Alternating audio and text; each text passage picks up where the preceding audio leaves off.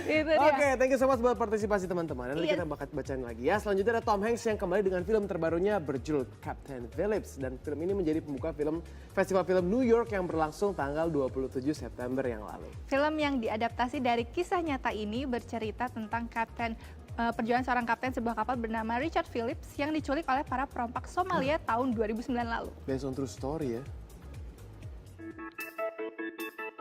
Festival Film New York sedang berlangsung dan yang mendapatkan kehormatan untuk menjadi film pembuka dari festival yang berlangsung di Lincoln Center New York ini adalah film Captain Phillips yang diperankan oleh aktor yang sudah memenangkan penghargaan sebagai Best Actor untuk filmnya Philadelphia dan Forrest Gump, Tom Hanks.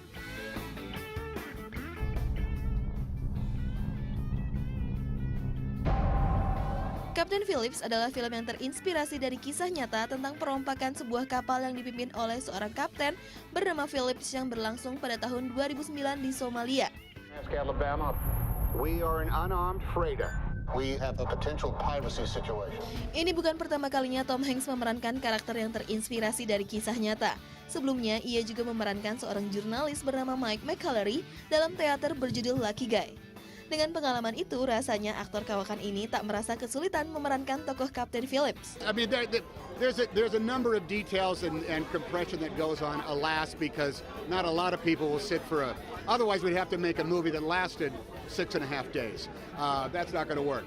But the place that we were able to get to because of the confines of the story, both physical and emotional. Tom Hanks pun berkata banyak hal yang dipelajarinya dengan memerankan tokoh tersebut. I think that Rich always had in his head, he was always trying to stay 2 steps ahead of somebody. And even when that wasn't always possible, but he was always looking for some type of sign or some type of advantage that he could hold. And you find out like he did, because Rich knew where everything was stored on that little lifeboat. And he could have opened up a little thing. Oh, you want some more water? Here's some more water. But he never did that. He let those guys make all their mistakes themselves. So you learn that kind of stuff, and it really does help fill your head up with a superstructure for the character that, hey man, that means you don't have to make it up.